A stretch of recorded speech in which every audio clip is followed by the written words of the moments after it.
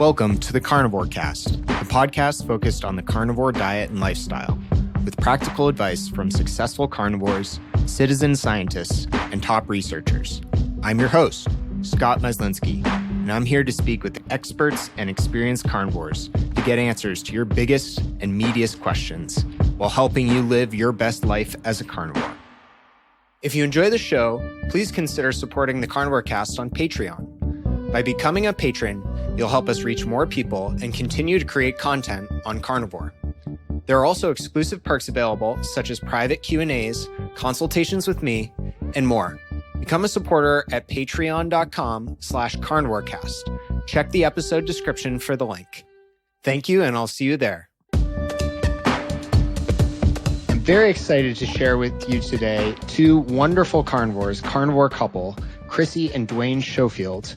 They're two carnivores from Nova Scotia who have transformed their lives with this way of eating. Dwayne has lost 70 pounds, improved his overall body composition, and reversed very bad eczema that he's had his entire life. His asthma and kidney stones also disappeared, and he experienced several other benefits. Chrissy, Dwayne's wife, as a registered dietitian for over 10 years, decided recently to resign her RD title because she could no longer promote the diet she was supposed to after all she and Dwayne had learned. She has also reversed her symptoms of fibromyalgia and chronic pain, along with many other benefits, as she's continuing to heal from a vegan diet. Welcome to the show, Krissy and Dwayne. Oh, thanks so much for having us. We are big fans of the show.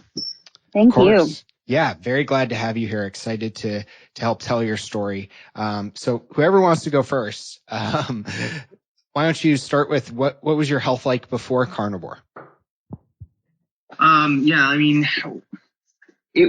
was getting to a point a year ago where, I was just feeling way too old for the age I was.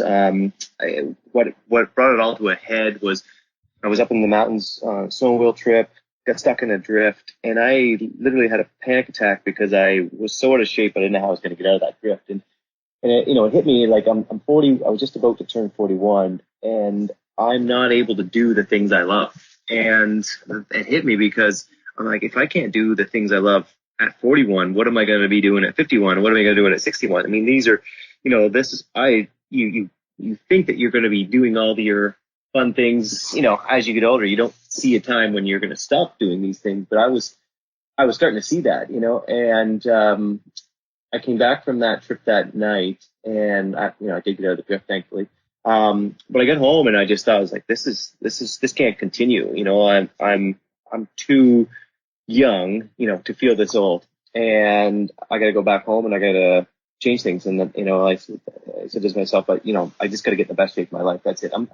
I'm not a real balanced person. It's one way or the other for me. So when I decided that it was time to get in shape, it was, coming back and consuming every bit of information that I could find on the subject to get myself there. That's kind of where I was before. Yeah. And I mean, like you mentioned some of the things that I got rid of. The eczema was really bad. I mean, it was quite embarrassing because it was on the bloody side sometimes. I had two massive patches the size of softballs, round on the backs of my knees. And, you'd be standing there sometime and, when in the beach or whatever, people were like, whoa, what's going on with your legs there? And it was just, it was embarrassing, and it was sometimes painful. But I'd had it ever since birth. My mom said I was born with active eczema. And so I've never known a time not having eczema. And I've done all the usual routes, and nothing seemed to make a difference. So I just resigned myself to the fact that it is what it is. You're just going to have this, and it's going to be worse at times, and sometimes it's not going to be so raw, and sometimes it's good. But I mean, as far as it going away, that wasn't even, when I considered getting myself healthy, that wasn't even on the list. I just assumed that was going to be there. I mean, asthma, I'd had that all my life. Kidney stones were starting to become a regular thing in my life. The previous 2 years to this event that I was talking about last year, I mean, I'd been in the hospital a few times and had some kidney stones surgically removed because they got so big. And, that seemed like it was, my dad had kidney stones, so I just figured that was just something that came along with with age, constant acid reflux. I mean, that seemed to be quite normal because so many of my friends also were in the same boat. You know, we were all just taking Nexium and it seemed like, again, you know, as you get into your 40s, these are the things that come along, you know, getting up multiple times at night and peeing, and so not getting great sleep. You know, so as much as those things now, when I look back, I'm like, wow, I was in really bad shape, and, you know, not to mention the 70 pounds that I was carrying around. But when when that's the norm, then you don't really know how bad you are. You know, I didn't realize how bad a shape I was in, other than the fact that I wasn't able to do the things that I wanted to do. But because the things that I was experiencing were such normal everyday things that people are experiencing, you don't really appreciate how bad you are until you get to a place where you're feeling optimal and feeling, you know, really good. You don't really realize how bad you were until you're feeling excellent, you know? Yeah. And yeah, it's really interesting that you'd experienced the eczema all your life. That's something I was going to ask. But I mean, did you ever think that diet could play such a major role? I mean, with Chrissy, your wife, being a registered dietitian, is that something that you played with? Had you tried other diets before? Yeah, I did, and I was often told that it's probably dairy, you know, and so I would cut dairy out, and it wouldn't seem to make any difference. And then someone would say, you know, maybe it's this, and, you know, there was different things, but gluten, you know, so there was times where I would take more of a single ingredient out, like gluten, like dairy, but it wouldn't seem to make a huge amount of difference. So, I had one of those, you know, allergy tests done where you give the naturopathy IgG, through the natural, IgG, blood test. like the blood test one, where, you know, it gives back a printout of all the things that apparently you're sensitive to, and, you know, it was a 2-page document that got back, and it was kind of like a graph where it would be different colors, and, you know, when it got over to the right hand side of the page, it would be red, and that meant you were, you know, this is something that you were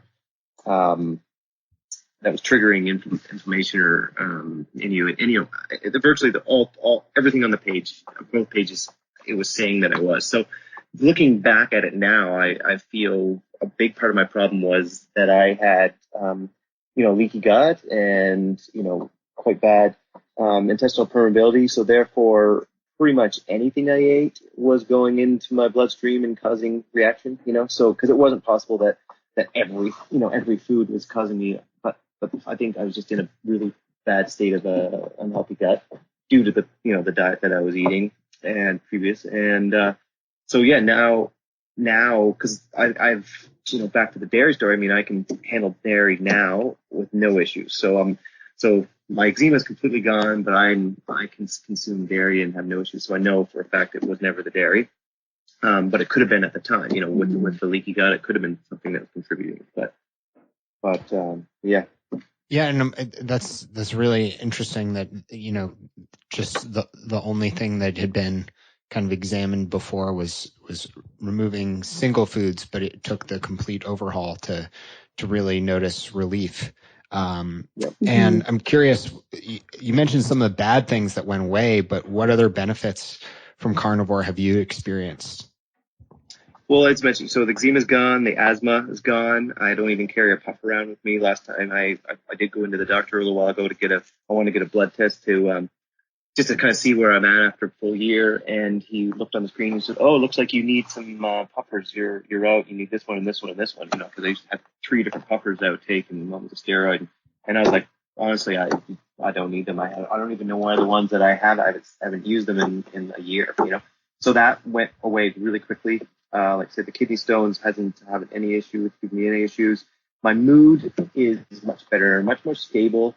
You know, I know the community talks about the 0 carb Zen, and that's probably one of my favorite benefits, just being really the same all the time, you know, much more chill.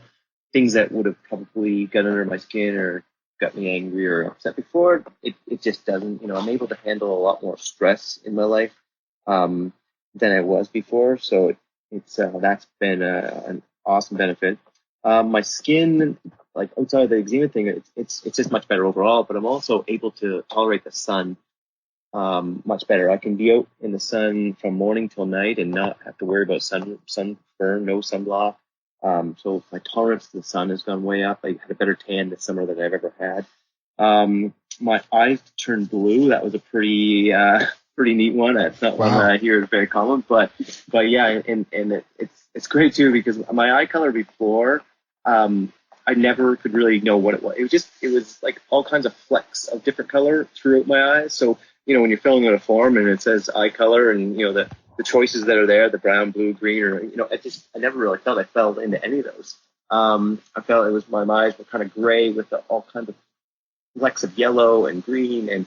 And now they've, all those flecks have gone away and the blue colors come through. And, even my mother this summer, we were sitting on a boat and she just looked at me and she said, "Since when did your eyes turn blue?" So that tells me my eyes haven't really been blue at all in my life if my mom hadn't seen them blue. So that was really cool. The chronic acid reflux that I mentioned earlier, like having to take the Nexium for it, I haven't had any acid reflux or any heartburn in the last year. And the other one would I say, food addictions. Anytime that I've I've gotten myself in decent shape in the past, but I was always doing it from a standpoint of a diet.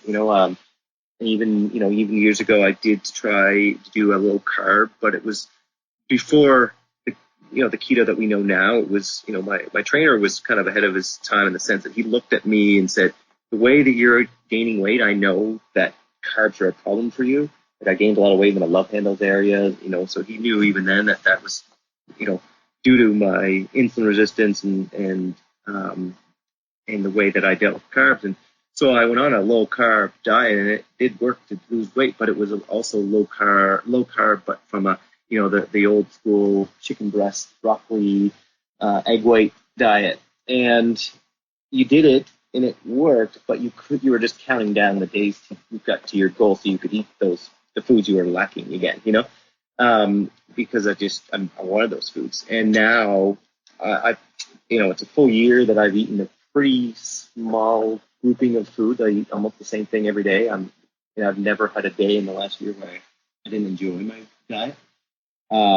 This way of eating, I should say. So I don't crave any. The foods I crave are the foods that I eat on a regular basis, which is primarily with fatty meats. And that's what I crave, and I don't look at foods the same way anymore. And it's not something that's on my mind all the time. It's freed up a lot of my time as well. We only eat once or twice a day, and I only really prepare food once a day, so that's been a welcome time saver. Mm-hmm. Yeah, it's amazing the changing relationship with food and feeling freedom from food addiction, like you mentioned. That can be just such a huge relief for folks. Not thinking about foods all the time, not living meal to meal, and feeling chained to your food in a sense. Yep. And switching gears a little bit, Chrissy, I'd love to hear more about you. Similar question, how did you come to carnivore and what was your health and your life like leading up to it, and why a vegan diet as well? Sure. So my story, I guess, goes back a little bit further to, I want to say, about 10 years ago. At that time, I guess it was closely after I graduated with my degree in nutrition, and I was working as a dietitian and a personal trainer. I was healthy at that time. I was active. I didn't have any of the symptoms that I developed over the last couple of years, mainly fibromyalgia. Everything was great. The only thing is I did have some IBS at that time. And so I came across the vegan diet, not necessarily because I was, looking for, a lot of people do it because they are feeling that they want to improve their health. But for me, it was actually Dwayne that came across it first because we were watching Netflix. Yeah. And of course, I didn't stay very long. Yeah. I saw I was convinced by what I saw on the documentaries, quote unquote documentaries, but for me, it didn't sink in like it did for Chrissy. Yeah. So, anyway, we I think it was Forks Over Knives was the first documentary that we watched. And, he just decided he wanted to give it a try because we're very open to, watching things and learning. So, he just at that point wanted to give it a try. And, then we watched Vegucated after that. And I wasn't totally convinced. So, I had done a little bit of research, and actually at that time, plant-based diets were not as popular as they are today. And I didn't actually, it wasn't, a huge focus in school. we definitely did learn about veganism and plant-based diets, but it's not like it is today. It's certainly not pushed as much today. So of course, I had a little bit of skepticism with this. So the research that I did was just based on those websites, unfortunately. And so like a lot of people, we were just really scared into believing that the vegan and plant-based diet was the healthiest for us and, for the environment. So I decided to give it a try, and I took a course from Cornell University. It's actually a doctor, I don't know if he's a doctor, actually, Colin Campbell, who wrote the China study. And so I decided to dive right in and took a course because I wanted to make sure that I was making the right choices. Yep. Sorry. And so yeah, I took that course, and I actually started to coach other clients for veganism. So I made a whole business around it. Wow. Yeah. So I had vegan challenges, or plant-based challenges. And, I really did feel great in my first year, and I was really determined to prove, because I did have great intentions, and it did become more about the animals after. It wasn't just about health, that I really wanted to prove that you could eat a plant-based diet and do it without supplementing and being healthy. But unfortunately, not long after that, it was probably after my first year as a vegan that my health started to decline. So, that's when I discovered that I did have, I got some blood work done, and I also started seeing a naturopath, and I discovered that I had low, iron and also low, vitamin D. So I worked with her for another year, and, I tried different things, when it came to, I tried increasing my carbohydrates. I always ate a whole food plant-based diet. I never really ate a lot of the processed foods. But more symptoms started developing. I got, that's when my chronic fatigue actually started when I look back, and also my chronic pain symptoms. I also was diagnosed with interstitial cystitis, which is an inflammatory bladder condition. Also, I started developing skin issues for the first time in my life. I never had problems with eczema and psoriasis before, but I started to get that. And also I noticed that my hormones were starting to be affected because my cycles were starting to be out of whack, and my moods, and also I was putting on weight as well. So I actually over the process had gained 30 pounds, which weight was never a problem for me before. And so long story short, I continued on with it. So I was a vegan for 2 years. Then I ended up adding in eggs for 1 year, fish for another year, and then dairy. So I was a vegetarian for another 3 years after that. And I was, during this time, I was still very determined because I still believed that it was the healthiest thing for both me and the planet. So, and for the animals. So I was still really determined to make it work, but I couldn't deny that my health was going downhill. So I knew I had to make some changes. And of course I was supplementing. So I added meat back in. It would be 2 years ago. Dwayne was cooking burgers one night, and I had never really, after I became a vegan, I kind of didn't crave meat during that time. It grossed me out a little bit, but this night in particular, I saw him cooking it, and I just needed to eat one. I don't know why. It's just overwhelming feeling that I just wanted to have one of those burgers. And burgers wasn't even one of my favorite foods at that, when I was eating meat. So I ate one. Actually, I think I ate two, and I felt so good afterwards. I was worried that I might have some digestive problems, but no, I had amazing energy. So at that point, I was like, you know what? My body is obviously telling me something. I'm not getting everything I need through food. So I'm going to start eating meat. And so that was 2 years ago. Yeah, it totally took me off guard.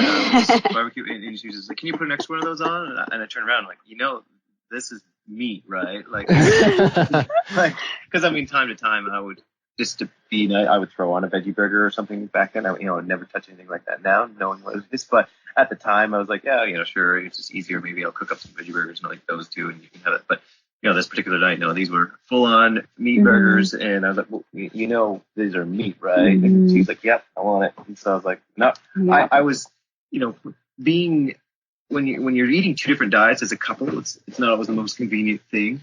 So I was welcoming of this change because, you know, you're going to when you're trying to plan meals or shop and go to restaurants and stuff, you know, when you're eating completely different sides from the menu, it's difficult. So I was welcome to change. Yeah. Yeah, that's super interesting. And one thing I wanted to address is your Instagram handle, Our Infinite Health. Can you talk a little bit about how you chose that and how that plays into both your stories? Yeah, I mean, I wasn't as involved because Chrissy talked about before. I mean, she did a lot of training with clients, and she was, you know, as a dietitian and doing lots of different meal plans. And so this is, you know, fitness training. So this was more of her thing from before.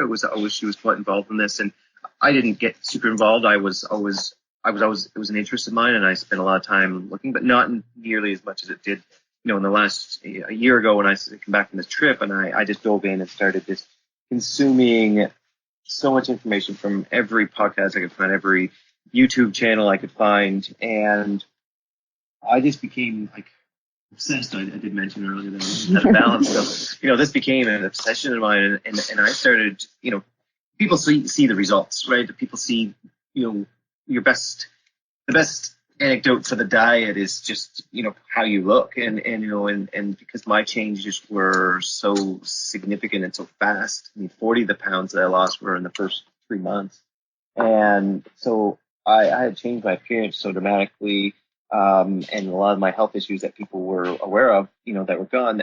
So that I started getting asked a lot, like, okay, well, you know, a lot of my guy friends originally, a lot of, you know, just people in general, okay, well, what are you doing? Well, how'd you change it? You know, so I started answering all these questions. I started spending a lot of time on social media getting these questions, you know, and then I just said to Chrissy one day, you know, like my personal, it might have been a comment she made, like, you know, like she said, you know, your personal Facebook and your Instagram is, you're just basically posting stuff about food all the time. And, you know, like, that's great and all, but some people might just think you're a little bit unbalanced. And so I was like, you know, I think I thought, I was like, you know, right, you should, you know, I there's all this information that I want to get it out to people, but doing it on my own personal one may be a little too much. So let's like join forces. Let's create an Instagram account together that we will shift all of our, you know, lifestyle and diet and biohacks and all the things that we are currently doing to try to improve our life. We'll put it on there. People that want to follow that stuff and that information, you know, we'll put on that one, and we'll just concentrate both our efforts on that Instagram. But then we'll still maintain our own personal Instagram. That if I want to take a picture of my dog or my, you know, a vacation I'm doing, or, you know, the stuff that's more going out to, you know, close family and friends. I mean, my both accounts are open for people to follow, but this way, you know, we're both just concentrating on showing, you know, getting this information out. And you know, and I said to her early on, I said, but I want to do this, but I don't want to make any money at this. Like, this is not, you know, we have our company that we work in, that it's unrelated to this industry, and I don't want to taint it in any way. I want to be able to speak freely, and, you know, Chrissy will talk about that in a bit, about speaking freely with regards to her resigning her dietetics or dietetics RD. But yeah, we just want to be able to, you know, like, we don't want to be dogmatic. We don't want to be, you know, feel at any reason we have to promote any type of, you know, right now, without a doubt, we feel that this is the way we will most likely eat for the rest of our life. It will be animal based. Will we add will I eat a couple blueberries here or there now that I feel, you know, now that I feel like I can? I probably will, but as a rule, you know, our nutrition will come from animal based. You know, we want to share with people gadgets and things that we found that have improved our sleep. You know, I just love testing things. I order things and I use them, and we have the Oura Ring, so we can kind of get this data feedback right away, whether this is something that's really improved my sleep, whether it's not. You know, so we'll use it for a week or 2 or 3, and then I want to be able to say, hey, you know, I bought this with my own money. No one, you know, paid me to say this. I applied this in my life, and I got improvement from it. You should try it too. You know, so yeah, that's kind of a long answer. I think Chris. I came up with it. Yes, thanks, hon. I came up with it, and it's just basically like, you know, we're always experiment. Our health really is infinite. Of course there is a limitation to that, but really when it comes to, we're always experimenting. There's always something that we can do to feel a little bit better. And since we're talking about our journey, obviously and then, it's our health that we're talking about. So, and just to add to Dwayne's point, I did have a large following on Instagram, but most of those did have a lot of vegans actually that were following me. And so, if anyone scrolls back on our Instagram in the beginning, you can see a lot of my posts there. I really, I wasn't telling my whole story at that point because I was afraid to. I didn't want the backlash. I also knew I had a lot of friends and followers that were vegan, and I just didn't really want to offend them. So I wasn't posting as much just because I wasn't able to confidently share that. But Dwayne, I really like having Dwayne's approach because he's got a very no BS. And he's just it's nice to share the both sides of things because we definitely have different outlooks on a lot of things like that. So it's been fun. That's great. That makes a lot of sense. I completely agree that, I think of myself as on a journey, and all of my knowledge is in flux, and I'm just trying to learn from folks like yourself and, doctors and researchers and N=1 case studies. I think it's important to keep trying to get better and not settle for what you think is the right answer at the time. At the same time, you can overly obsess about this stuff and, mentally masturbate over every little detail. And once you find something that works, it's good to stick to that for a period of time. But you're right, it's a journey. So I really like that name, Infinite Health. Thank you. Yeah.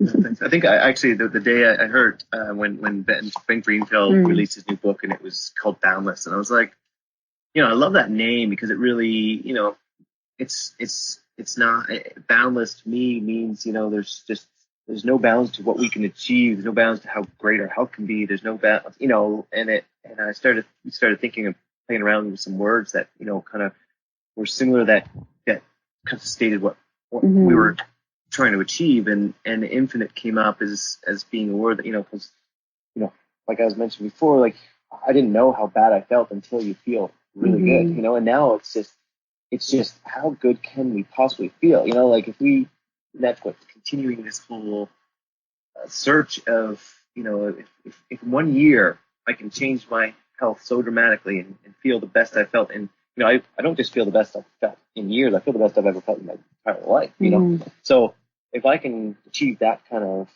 transformation in 1 year, like what else is possible? Like how good can you feel? How good of a body composition can you attain? How good of how excellent of a sleep you can get? So that's really the journey we're on, is just try to. It's. I don't think that there's ever a level you've achieved it. You can always tweak things and get things a little bit better, and that's the journey. Yeah, that's all very true. And Chrissy, getting back to the first burger, where did you go from there? How did that evolve into carnivore? Yeah, so I wasn't carnivore right away. We weren't carnivore at that time. So I just, included all meat back into my diet. It's funny though, we did eat a lot of beef even then, because that's just, steak was my favorite food before I became a vegan. So I was diagnosed with fibromyalgia during that time, actually. So I decided to try a couple elimination diets from books that I had read and other research I did on, lectins. I did a low lectin diet. I cut out various other things in my diet, trying that. And I did feel a little bit better on some of the elimination diets, but things totally didn't go away. But I guess it was when in last January when Dwayne decided that he wanted to really take his health back into my hands, that, we did it together.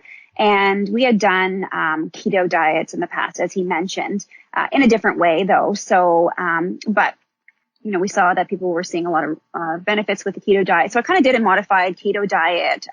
Like it was basically, I cut out a lot of common inflammatory foods. So basically I was just eating a lot of fatty meat and vegetables. We didn't do dirty keto like a lot of people do. I did start to feel a little bit better, but then Dwayne came across the carnivore diet first. I thought he was nuts, to be honest with you, because with my background, aren't vegetables and plants the healthiest foods? You need to eat them. So anyway, he started that first, 3 months before me. But I kept doing keto, and I did feel better. I lost about 20 pounds. Had more energy. My digestion was a little bit better, but still, I was determined to try. If I could feel a little bit better, I wanted to try and feel, even better. But Dwayne kept sending me research on the carnivore diet and with people that had also, cured their fibromyalgia and cured their autoimmune diseases with carnivore. And since it was technically, it is an elimination diet, it's just the most extreme elimination diet you can do. I decided, I can't say anything until I've done it. So I decided, but I went into it with the goal that I was just going to do it for a month and cut everything out, and then sort of like an elimination diet, add food groups in, or one food in at a time, just to see what would happen.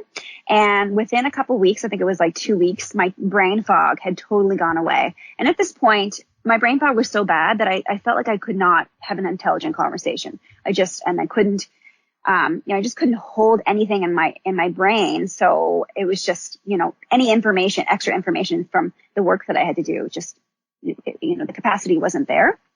And also, my IBS was the best that it's ever been, and my energy level started to increase. So after the 30 days, 95% of my symptoms had gone away. So my chronic pain, my eczema totally went away. It was just, my chronic pain. My chronic fatigue had totally gone. It was crazy. So, so I knew that there was something in there that I was eating that was causing my symptoms. So I did with my original intention, I added a couple foods back in. I think it was like avocados. And I tried that first, and then I added back in sauerkraut, and all of my symptoms came back. So I said, well, you know what? I was feeling so good the way I was. I don't feel like I was missing anything. So I'm just going to go back to carnivore. And so it's been 9 months, and I feel amazing. That's awesome.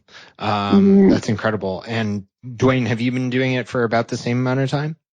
For me, it was a year. So I started 3 months before. And, and like I say, when I came back and went on this health journey, I knew that we had success with keto before. So that's kind of where I first started looking and found guys like, Ken Berry and, different channels on YouTube that, were talking about keto.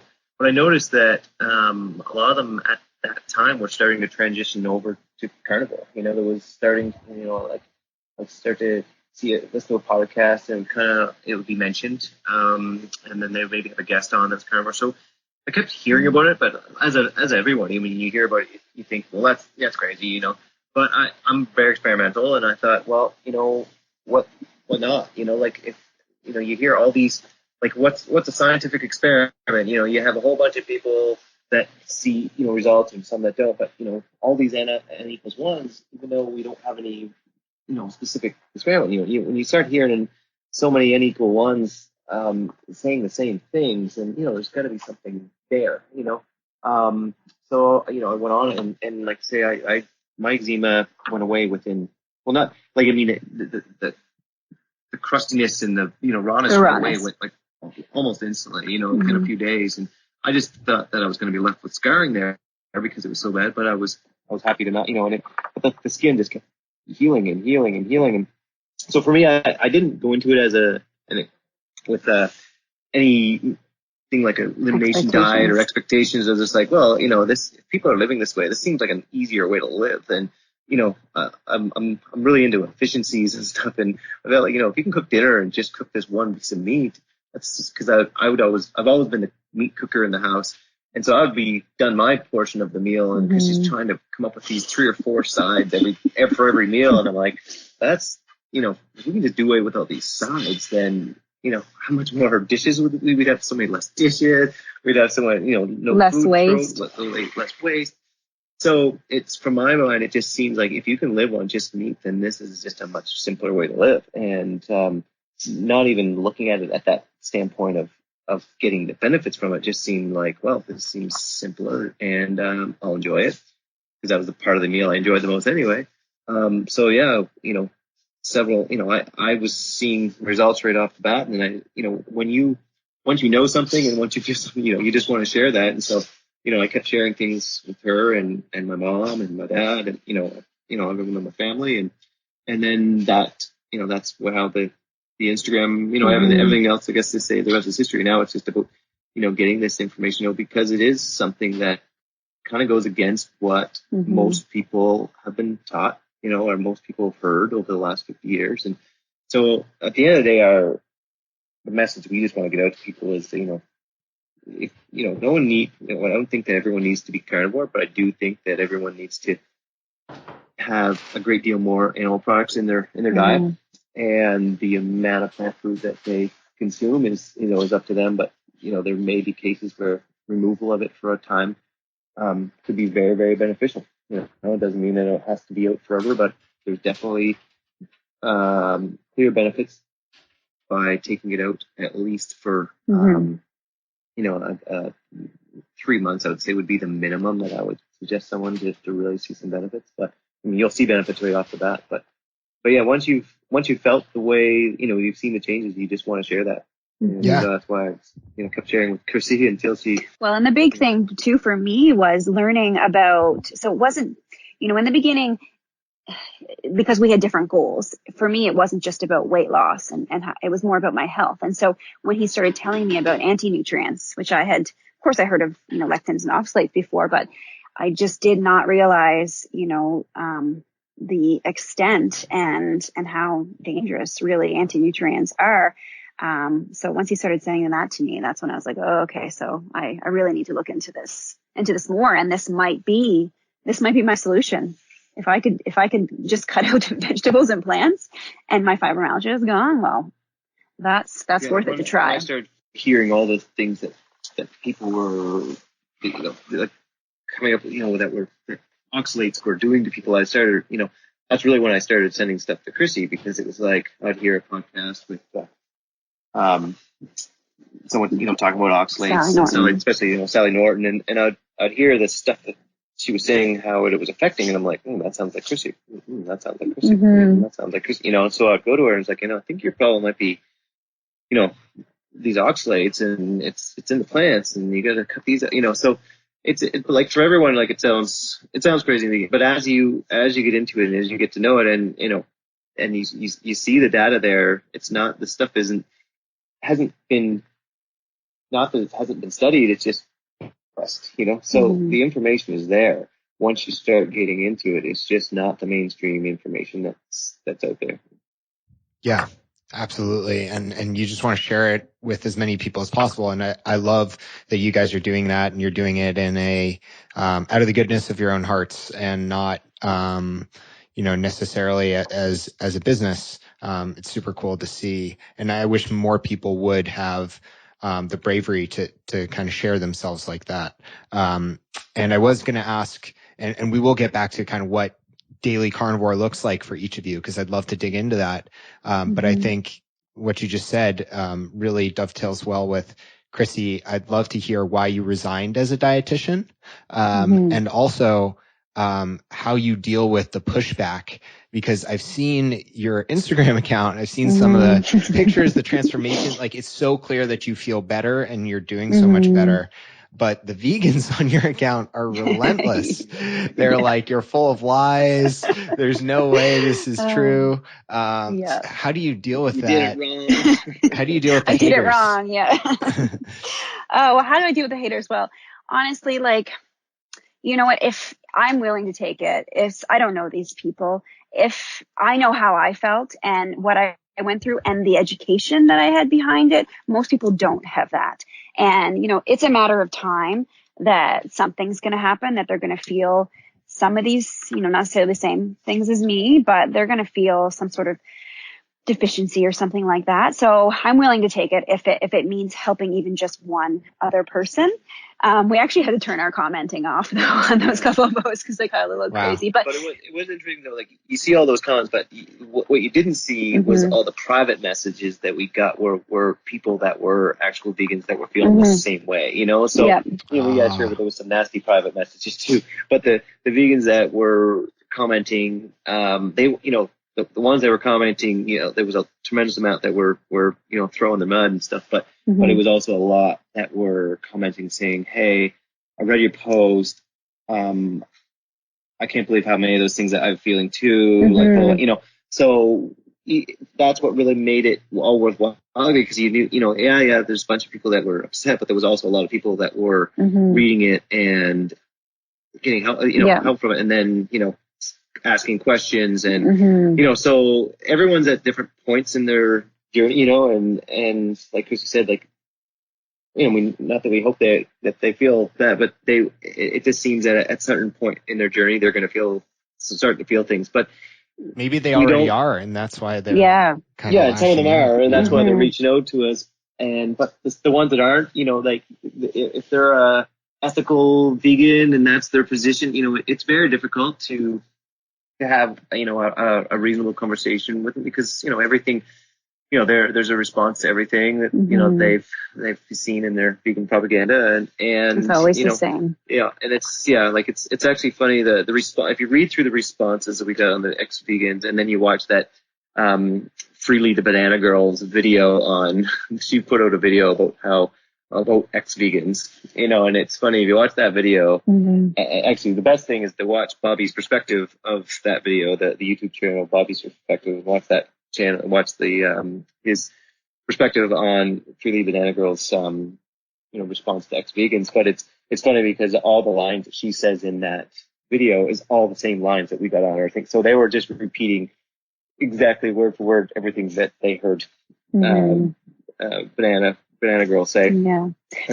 The amazing thing though is, you know, we couldn't respond to all the comments, but there was so many people that came from that in support of us that were answering a lot of their, you know, their backlash and so which was, you know, that's why we share. We were actually driving to another province at the time when that, like the next day that post came out and, you know, and like Chris said, you know, at first we were like, oh man, do we need to respond to these people, but we didn't right away. And then we just noticed if you just left the post, someone else would jump in and respond and I actually liked it better coming from them. You know, it wasn't just us saying this, there was other people that are experiencing these same things. And it was much more powerful, I felt, because, you know, it was people like lots of other ex-vegans and lots of other people, you know, that were experiencing the benefits from eating this way, defending it and saying, hey, this is what I experienced. This is, you know, so all of a sudden it wasn't just one girl saying this. It was, you know, it was power there. So I don't take it personally. So good for you. Yeah. And why did you decide to give up the RD? Yeah. So, I mean, obviously, you know, I followed the balanced diet before that I learned in school. That's what I was eating beforehand. And still, you know, I had fibromyalgia and, so I just really felt like my hands were tied, that I couldn't really share my story, because what worked for us wasn't, you know, it's not the recommended, guidelines. And with our extensive research of, you know, the keto and carnivore way of eating, when we learn about anti-nutrients and their role in chronic inflammation and other autoimmune conditions, it's shocking. And then also learning about the research that Nina Teicholz and Gary Taubes have done and, you know, and about about the plant-based agenda and the history behind our current guidelines, which we never learned in school. It was just like, wow, like I can't believe this is, you know, what we're recommending. So, and honestly, I wasn't actually currently practicing as a dietitian, even though I still had my license, because I couldn't for a couple of years because I was so sick and in such pain that I felt like I couldn't really help others. So, but yeah, you know, it really wasn't serving me anymore. And just the fact that it was just, I didn't want to I didn't want to recommend the food guide, especially where it is going more plant-based, because I've been there, I've done that, and I know what it did for me. So, you know, I just, like, I don't know if everyone understands what like the difference between a, you know, nutritionist and a registered dietitian, but, you know, with Krissy's, with the RD, the registered dietitian, you're limited, you know, that you are supposed to, represent and push the government guidelines. Mm-hmm. And so that's the, in the US, it's like the My Plate. In Canada, we have, the food pyramid and, you know, those things. And so that's the diet, you know, that's the diet you're supposed to subscribe to virtually everyone. And once we had learned what we learned, you know, you couldn't in good faith tell people that that's the healthy way of eating, you know. And so, you know, a diabetic and they're still prescribing, you know, like 300 grams of carbohydrates a day. I mean, it's just, Wow. You know, once you know what you know, you can't. You can't actually recommend something as a dietitian unless there is, you know, significant research or studies behind it. But, you know, there's so much we don't know about food. And when we look back at what the research is based on, you know, food records, it's just, for me I wouldn't have been able to recommend what I can. I think keto is getting out there a little bit more. I'm seeing that, you know, some of my old colleagues, they are kind of being a little bit more progressive, but it's just so behind. And for us, we just rather experiment on ourselves. We don't want to wait for the research to come out, because who knows where we'll be at that point. Yeah, exactly. You know, like just, we you know, and we try to frame it like we're not giving anyone advice in saying what you should do. This is you know, this is how we were before. And you can hear that story and probably pick out some points where you're like, hey, yeah, that's kind of the way I feel, you know, and then, you know, we did this and this is how we feel now, you know. So we're not saying that that's going to, you know, happen to you, but if you listen to, you know, podcasts like yours and you know, that you start to hear that, okay, there's a common thread here. Like a lot of these people had different things that I can relate to, and they tried this approach and they're feeling better now. You know, you can't deny the amount of people that are, you know, seeing results from this approach. And like I say, we're not saying that this is the approach you need to take, but for us, we tried this approach and this is our results, you know, and we want to have the freedom to be able to say that. And before, Krissy was always like the reason why, you know, she was kind of, you know, it was several months, like, you know, for me, I started saying that telling about my benefits from carnivore right off the bat, because she was, afraid to tell people she was eating a carnivorous diet because it didn't fall in line with what she was supposed to be, you know, saying. So when it came time, she gave it up. It just was like, okay, now I can say what I'm doing and what, you know, how it's affecting me. And that's like I say, and then it goes along with why we don't want to, you know, monetize this in any way. We just want the freedom to say, this is what we're doing and this is how we feel. And, I think that's one of the most powerful ways to get the message across too, is just to show results and open the door for people and allow them to step through it if they want to, not to proselytize or make people feel pressured. You have to do this. This is the only way. Just open up people's minds and see if they're willing to experiment. Yeah, exactly. Yeah, I think because people, when they hear something initially, it's you know, it's crazy, it's this, but as you know, with the Instagram, especially, you know, the stories, we just, you know, you post a little article here, you share a little something from this person, you share a little from this person, you know, and people admit they've been following us for, you know, several months, and it's like, you know, it's just, you're planting these little seeds where they start to question what they've all, you know, because at first you're just like, oh, that goes against what I know, so it's wrong, you know. But after a while, you know, you start to see enough things that, you know, then you do start to question, well, maybe everything that I've been taught isn't all, you know, isn't correct, you know, and then once you start to allow the information in and know that maybe, you know, maybe there's some things, you know, then you've learned so much, you know, that, you know, the sun isn't bad for us and meat isn't bad for us. And, you know, the list goes on and on about the things that we've learned over the last 50 years that now we know is like, hey, wait a minute, you know, so, and where did this come from? And once people learn that, then it's like, wow, you know? Yeah. And so let's dig in. Let's get a little more tactical. What does daily carnivore look like for each of you? Well, Dwayne's the cook, so I'll Yeah, let okay. him. So now that there's no more sides, I do all of them. It's great. That's all we need. He's a really good cook, so. So, and it probably sounds boring to a lot of people that don't do the diet or don't, do this way of eating because it, on the surface it may sound limiting because we don't eat a lot of variety, but that's kind of where we've. It's not that we haven't tried. I think in the beginning it was like, included a lot more animal products, but as time goes on, like you realize which ones you feel the best on, and for us, definitely beef is where we gravitate towards. I would have to say lamb too, but I don't prepare it as much. I do a little more summer, but we're really fortunate on, like, we drive by a free a grass-fed farm on our way home. The cows are right there as we drive by every night, and it's a butcher as well, so we can go in there and we get our prime rib steaks from them, non-trimmed, so they're extra fatty. And I cook up every night. I grill 2 of those that are an inch or more thick, and they're usually they weigh about 25, 26 ounces, but that's with the bone. And we sit down to one of those. They take up the entire plate. Like, oftentimes it's like a little bit hanging off the side, and you just eat that until you are you're done. And some nights that is the entire steak, and for some nights it's not. And whatever's left over that I didn't eat, or that we didn't eat that night, we take it over to the cutting board. We just slice it into strips, and that goes in a glass container, and that becomes lunch for the next day.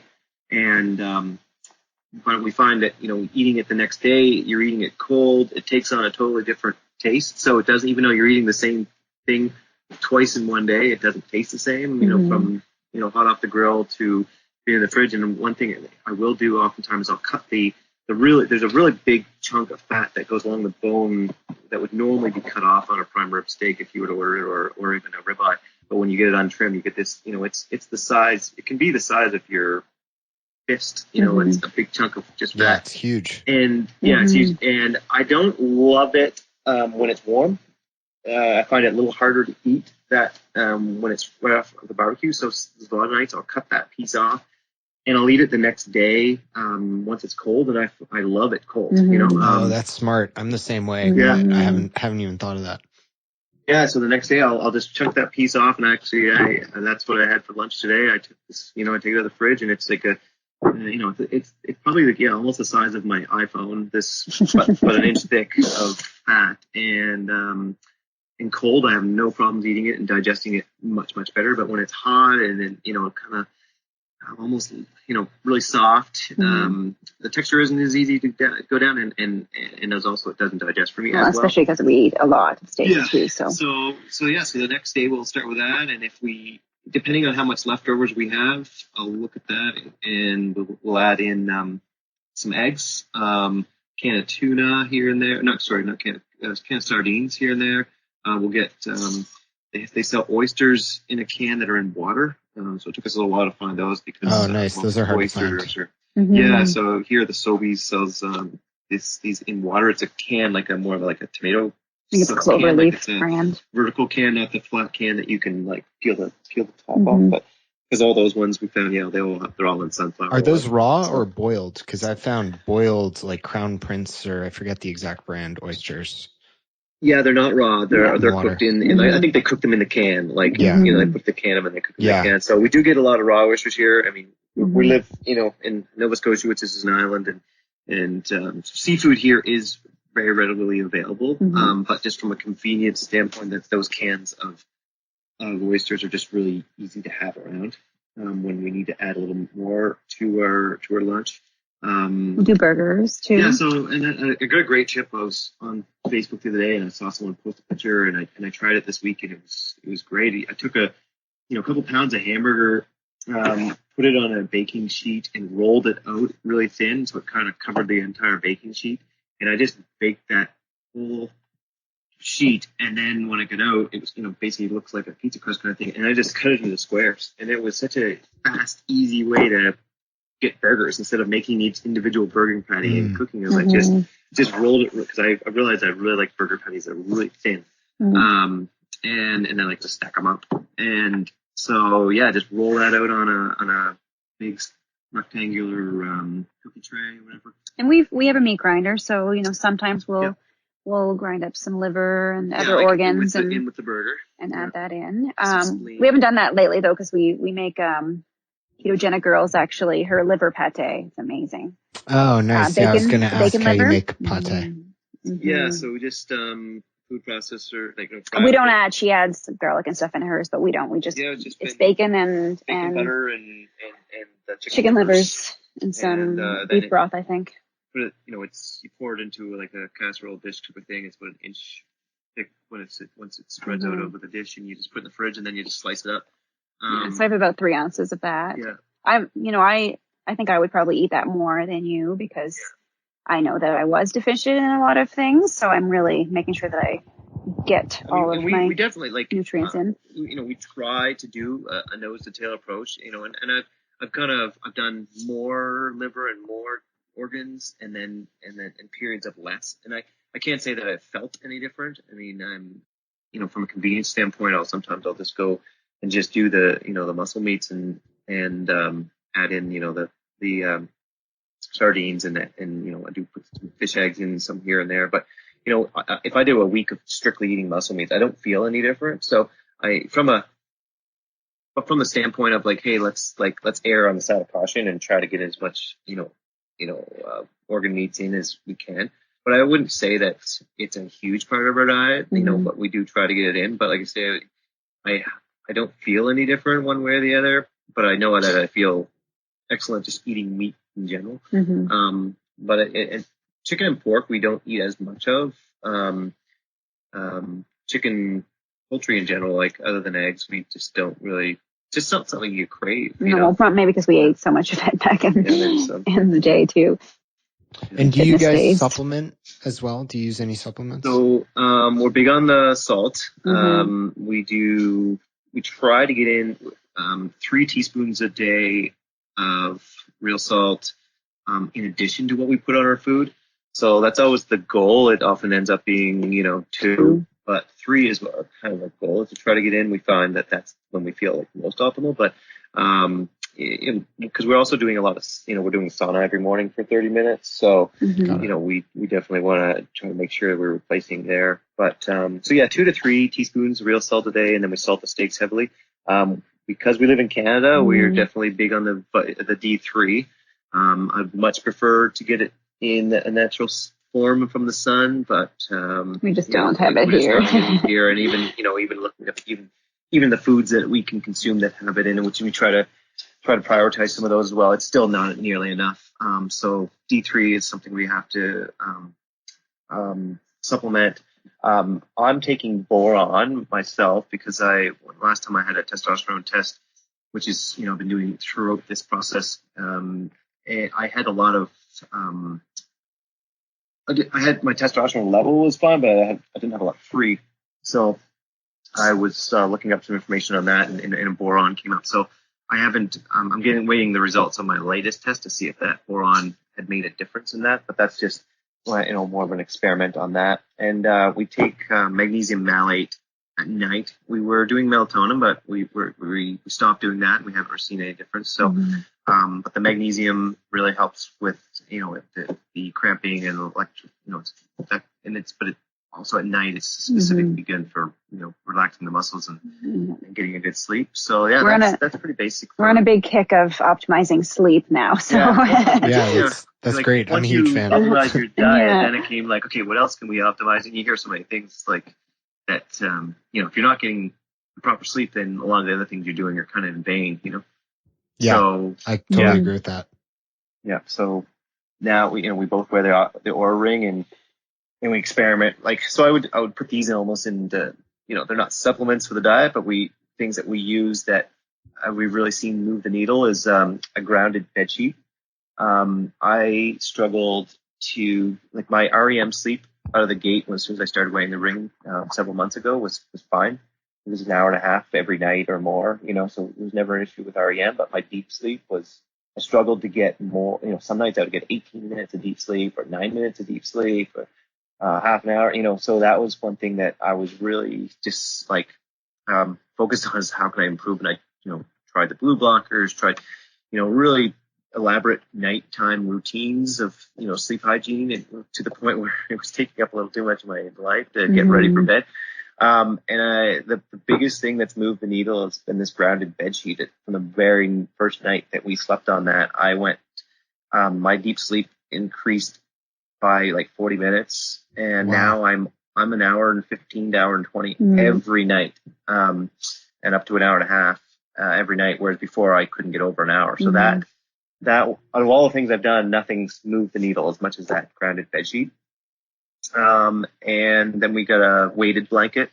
So we have a 30-pound blanket, and that's really helped with the restlessness. Like you move far less with that. So the amount of times you're waking up, it's like when you look back at your night, a lot less white spikes of being awake. So that's been an excellent.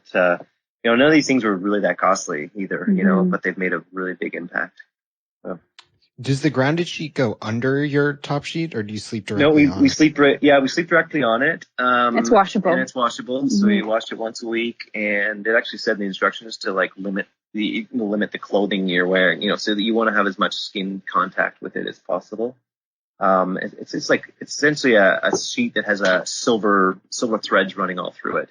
So you plug it in on a corner, and it just has a grid of the silver thread running through it. So and you plugged into the ground of your house. And I was very skeptical of that, but I did know, I'd watched a couple of documentaries on grounding, and I've Ben Greenfield talks about grounding a lot. So I wasn't skeptical in the least about the science behind grounding and the effects that it has on people. But this, sleeping on this sheet, it wasn't that expensive. And then it's like, but that also was why, like, oh, what the heck, I'll give it a try. And, like I say, of all the things I've been doing over the last, it's probably been about 6 months where I've been really focused on trying to improve sleep.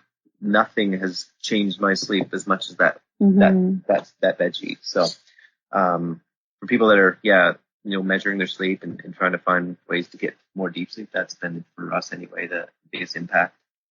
And then the weighted blanket for me also, just from, not getting up as, I stay asleep much longer. I don't even get up to use the bathroom oftentimes. It just kind of holds you right in place. And those are great. I use the weighted blanket, but I haven't used the grounding sheet, partly because I use a chili pad. So I'm trying to figure out how to use both of those together. You can use it as a top. You could put it as a top sheet instead. It's just the thickness of a regular sheet. So. Oh, okay. Yeah, that's interesting. Maybe I'll do that. I'll have to get the brand you guys like from you. Yeah, we'll send it to you. And Dwayne, one thing I've seen you posted about, you're in great shape. You're in fantastic shape. I hope I look half as good as you when I'm older. What does your workout routine look like? Because I've seen you post about this, minimalist workout routine, 5 days a week for 25 minutes or something like that. And because I really want, we don't have children, so arguably I probably have a little bit more free time than the average guy. But I really set out to do this not just for myself, but to like do it in a way that I can, help my friends and other people to, so, the one excuse you always hear is like, I just don't have any time. I just don't have any time, and back in the day, like there was times years ago that I did get in really good shape, and I was going to the gym twice a day. I'd go for 45 minutes to an hour to do cardio, and then I'd go back at night and do weights, and I just was like, there was no way I was, I wanted to get in shape, but I was no way I was doing it that way because it just wasn't, it's not reasonable, and it wasn't going to be, it's not sustainable, and it wasn't going to be replicatable either. I really wanted to just prove to people that like you can be in great shape in your 40s. We don't have to buy into the whole like, well, this is what happens when you get older. This is what happens after you've been married a long time. I want to prove to people that you didn't have to buy into the norm of this is what you're supposed to look like. And at the same time, I didn't want them to have any excuses like, well, yeah, but I got kids and I got this and I got this, and I couldn't do what you do. So I wanted to. It was purposely like I'm not going to take a lot of time, and I'm going to do it in my garage. And so I started off. It was all just body weight stuff. calisthenics, just push-ups, air squats. I did buy a pull-up bar, which I couldn't do a pull-up in the beginning, like a full pull-up over time. And now I can do like 30 consecutive pull-ups. But wow. But it was a lot of body weight stuff. And then as I got to the point where I maxed out that, then I bought a vest it's like a 10-pound vest that you wear. And then that extra maxed that out. And now I have a belt that you wear that you can put some weight on and hang it, to do things like pull-ups and dips and stuff. But for the most part, everything's done in my gym. I've collected a few, I posted a picture of my gym the other day on Instagram. And so I've collected a few pieces of equipment over the last year. But like I say, it's nothing that any guy with, multiple kids, full-time job, couldn't do. We get up at 6 a.m. now, which we never used to. So, getting up at 6, that's an extra hour. We used to get up at 7. So like I just, carved out an extra hour of the day that's the time I can do this 25 minutes of gym. I can do it a sauna and have a shower all before I normally was getting up, So yeah, it is, body weight exercises are, extremely effective, and it's a great place to start, and yeah, you might get to the point where you want to add a little more weight in, but I mean, you still don't do it anymore. 25, 30 minutes. It's still, still 25, 30 minutes. Cause I wear an Apple Watch, and it kind of tells me when I've hit 30 minutes, and a lot of times I'll be done before it tells me that. But, if it tells me that I hit 30 minutes, then I'm like, oh yeah, I'm done. And because I want this, I don't want anyone to say, well, yeah, well, sure, but, I would like to look like you, but, I just don't have the time, or I just don't have, and we'll even do, we'll do a day of carnivore, and I'll try to spend the least amount of money as possible doing it. So there's no, my nephew finally wants to do it, and he doesn't have, a lot of money. So I did a day of it, and it cost me like $3.50, Wow. So just to prove that, it doesn't have to be expensive. And, so it's not just from the standpoint of what I can do. It's the standpoint of what could other people do that I can show them that it's possible. Yeah, that's really cool. It's similar to the Ted Naiman minimalist approach, but you're getting awesome results with it. I can't deny that. Your physique just looks completely transformed between the pre-carnivore and post. So kudos. Well, we've gone over an hour, and feel like I have so many questions left for both of you, but really appreciate you both coming on the show today, Krissy and Dwayne. It's been a pleasure chatting with you. I know the audience is going to love this. Just let them know where they can find out more about you. And thanks again. Yeah. So, our Instagram, Our Infinite Health. And we actually just launched our YouTube channel. We'll be posting some videos on there. So also Our Infinite Health, and Facebook too, the same thing. And we'll be launching our website soon. So stay tuned for that. Great. I'm looking forward to it. I'll link to all that in the show notes at carnivorecast.com. Hope you both have a great rest of your day. Thanks. Thank you. Really appreciate it. Yes. Bye. Bye. If you enjoy the show, please consider supporting the Carnivore Cast on Patreon. By becoming a patron, you'll help us reach more people and continue to create content on carnivore. There are also exclusive perks available, such as private Q&As, consultations with me, and more. Become a supporter at patreon.com/carnivorecast. Check the episode description for the link. Thank you, and I'll see you there. Thank you for listening to this episode of the Carnivore Cast. If you enjoyed this episode, please review on iTunes. It really helps us out. And share it with a friend. What questions would you like answered, or who would you like to hear from in the carnivore research community? You can find me on Twitter, Instagram, and Facebook at CarnivoreCast, or go to carnivorecast.com. You can also email me at info@carnivorecast.com. I'd love to hear from you. Until next time, keep it carnivore.